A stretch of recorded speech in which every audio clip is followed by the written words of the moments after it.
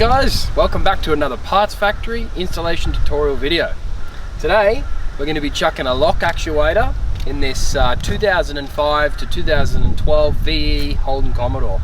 Now this one will work for wagons, sedans, utes, they're all the same front door.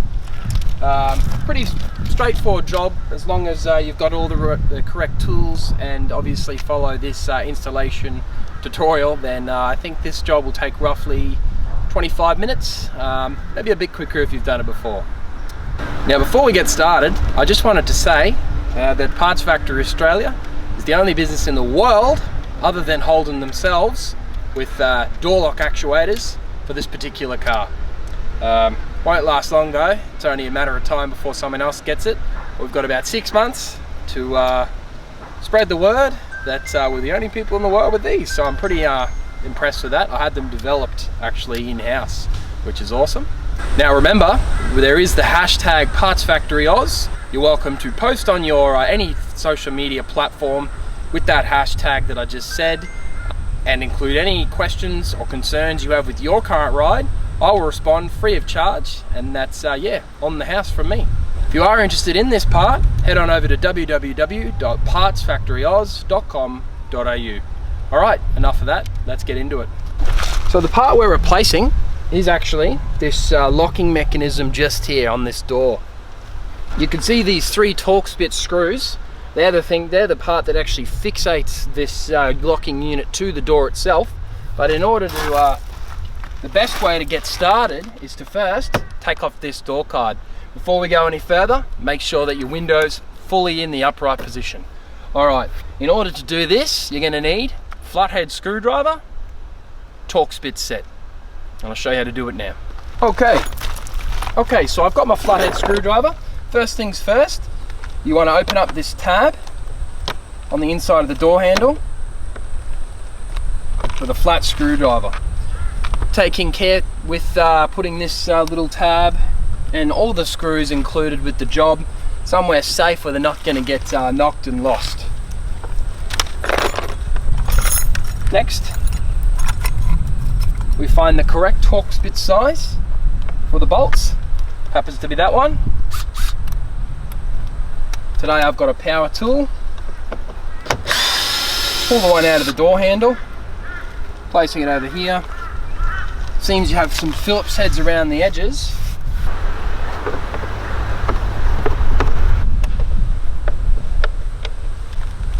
Run your hand along the bottom of the door.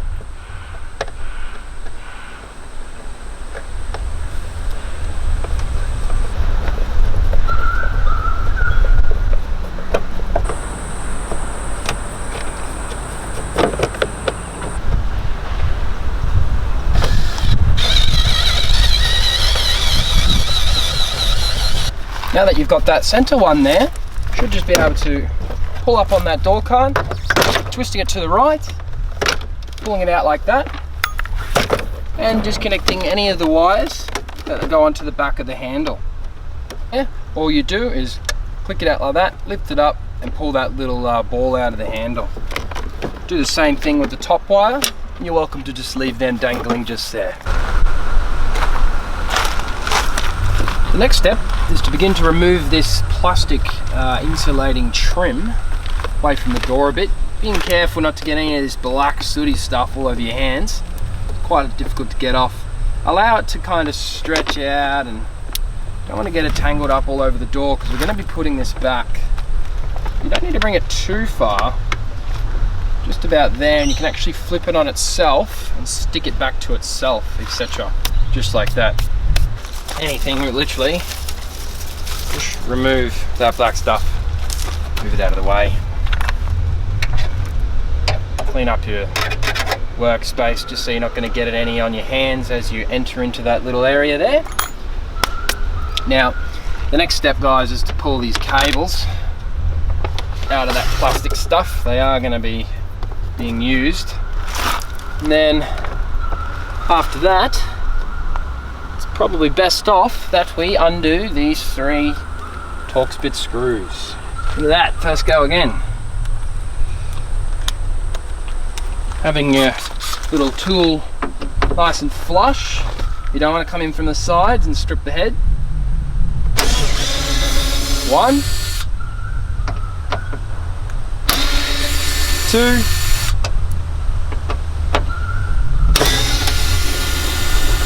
3, and you can see how the lock actuator drops away in there. The great thing about that is we can now kind of get a better understanding on what we actually have to undo here. You take a look in there, you can see how that actuator's moving around, and you actually just have this single plug here. Once that plug's out of the way, then you have this little yellow trim. You can see it there. If you just pop that off like that, then that rod actually becomes disconnected. Then the next step will be to undo that little cable there, this plug here, the flathead screwdriver. You can bring your flathead in, literally just pry up on that little pink clamp thing there. You can see it pops up like that. Obviously I'm doing this with one hand here. You can see how that pink thing pops up into the air. And now that that pink thing, this little cap here, is in the air, you should be able to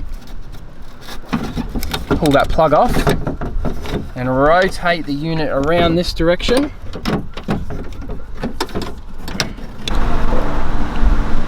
Okay, so just wanted you to have a look. You can see this hook rod. Can you see that hook rod? Well, on the other end you can't really disconnect it without pulling the door handle out, and I wouldn't advise that. What I ended up doing was actually just the opposite of what I did say in the beginning, and that is to let me just think, it is to rotate it. Once you pull it off the door, you then rotate the unit like that and pull up, and as obviously that hooks into just here, and as you do that rotation, it latches it from that hook, allows you to pull the whole unit out. All right, so here we have the genuine Holden locking actuator, and this is the Parts Factory. I'm very proud of this Parts Factory OEM style replacement aftermarket unit. Now the great thing about this one is, as we all know, these are lemons. They break early. Should have lasted longer, and they don't. A lot of 2010, 2012, 2013 Commodores are failing, and that's because obviously the OEM one, the actual manufacturer OEM one, is not very good. Parts Factory one, they worked out all the kinks. It's basically exactly the same equipment, same materials, etc, etc, but everything bad about this one was fixed in this one. So that's comforting to know. Alright, in order to reinstall this, first things first, we're going to reattach that little hook we were just talking about. Okay, so that little hook rod that goes back into this little lever here, the bushing was extremely tight. Looks like it's all to spec, which is nice, but what I did is I grabbed a little tool that's fatter than the rod and pressed it in as hard as I could without snapping the lever before I then tried again. Otherwise it's too hard to push that rod in there. It needs to slide in, but still, you know, have a bit of roughness to it so it doesn't just slip out. We want to start to put our rods back on. So if we have a look over here, these two go to the door lock actuator, but they are different styles, so you're not going to get that mixed up at all. So you want to grab one of them, and here's the unit here, and you can see this one goes into this side, and the way you do that, it's a zigzag function. Zigzag it in, bring this around like that, and put that in there like that. Same thing with this one, guys. It's a zigzag, so you just zig it in like that, zag it out, making sure that it's this end of the piece you actually place that in like that. I don't think that one gets used. Okay, so now that those rods are back in order to lock it all into place, this is the point where we put our Torx bit back in the door of the vehicle.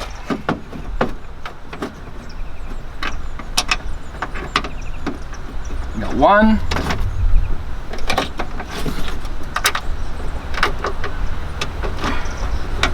2,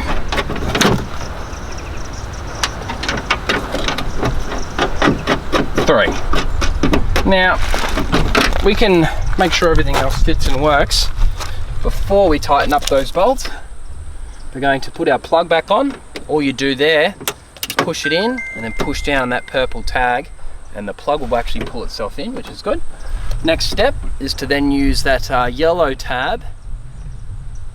Pull it open first, and you want to bring the door handle thread in and just center it, and then close that yellow tab back down onto the that, and you close that yellow tab onto the rod, and that is that door handle function. You want to have it in the center. Now that everything's back together, we could stab our 2 wires back through, not getting them mixed up. We can bring this over here like this, sealing all that back up. You can see we've got our 2 rods there, nice and straight and easy and looks right. We can tighten up these screws here like this. 1, 2, 3. Before we go any further, if you truly believe you've done everything correctly, nothing to worry about, make sure the rest of the doors are unlocked. You should be able to close the door and reopen the door, just like that. Okay, now that everything's back together, it's time to put our door card back on so we can see if this all works on the inside as well. Let's get into that. Here are your 2 rods again. Obviously the one on the top goes into the top hole,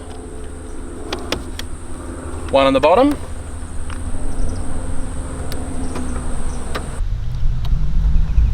Obviously press that those 2 cables back into the handle just like that. You can bring the door card back up now. We want to start by attempting to put the door card back along the top ridge of the door. That's the hardest part. Sometimes what's required is to actually put the window down, and that'll give you a better opportunity to tuck it over the top of the door sill. See, like that. You can see how I've just managed to, because I put the window down, to tuck it over the top. You can feel it rest in there nicely. And the next step is to get the door card to sit down flush, which basically what's happening is all the little tabs get caught and they want you to kind of maneuver them in. And then as you hit around the edges, the door card will become firm. That is then where we test to make sure everything is working the way it should. Making sure this door will lock and unlock. Obviously hop in the car, lock the car, unlock the car, and then use the internal door handle. There you go, problem solved. Right, all done. 25-minute job, everything went pretty straightforward. I've tested it out, it seems to work great, which is awesome. Very proud of that. If you are interested in this product, make sure you go on to www.partsfactoryoz.com.au. I've chucked the link in the bio. And by the way, if you are interested in any videos like this, tutorials, installation services, etc., please give us a like, thumbs up and subscribe to our channel. It means a lot to me. I don't do this for profit. I do it on top of the products that we sell, giving my customers free installation tutorials to teach them to do it DIY instead of unfortunately being ripped off from mechanics who think that you guys don't know what you're talking about. So look, I say that this will become the DIY revolution, and yeah, pretty proud to be at the forefront of that movement. I'm Lucas Drabsch. Thanks for watching another video from Parts Factory Australia. I'll see you next time.